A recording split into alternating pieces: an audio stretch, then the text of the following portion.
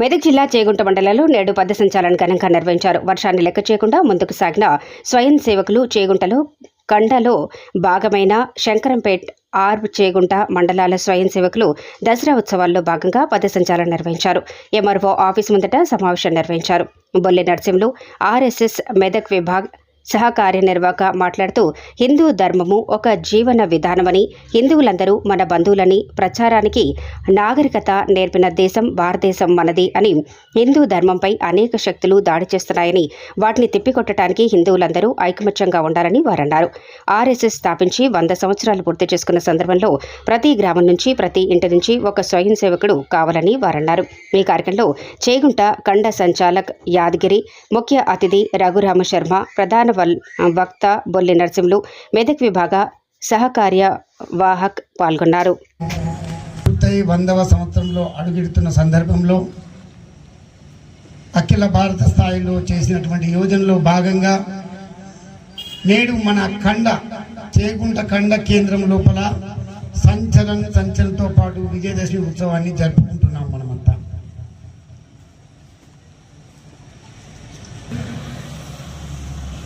విజయాలకు నిలయం, అధర్మముపై ధర్మము విజయం సాధించినటువంటి రోజు.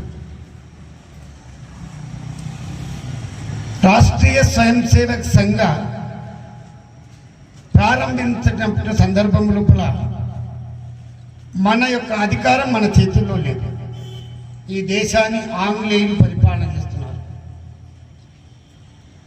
అదే సందర్భంలో సంఘ స్థాపకులైనటువంటి పరమ పూజనీయ డాక్టర్ కేశవ్ ఇక్కడ ఈ ఫోటోలో ఉన్నారు. వారు సంఘాన్ని స్థాపించే ముందు రాత్రికి రాత్రి ఏదో ఆలోచన చేసి సంఘాన్ని ప్రారంభం చేయలే. వారు 1916లో ప్రతి ఇంటికి ఒక కార్యకర్త ఉన్నట్టయితే ఈరోజు సర్దార్జీ సిక్కులు ఎవరండి?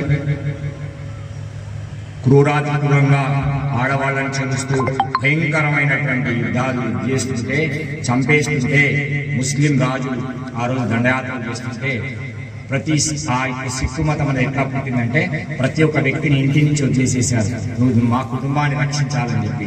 వాళ్ళు ఎట్లా ఉండాలి?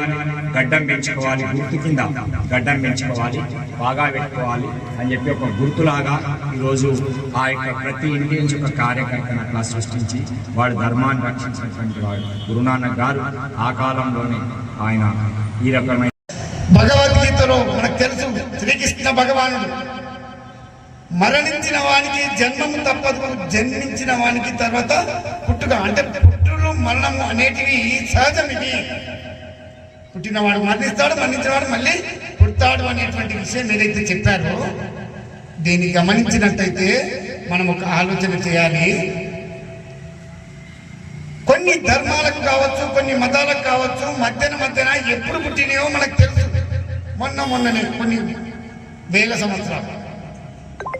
కానీ హిందూ సంస్కృతి, హిందూ ధర్మము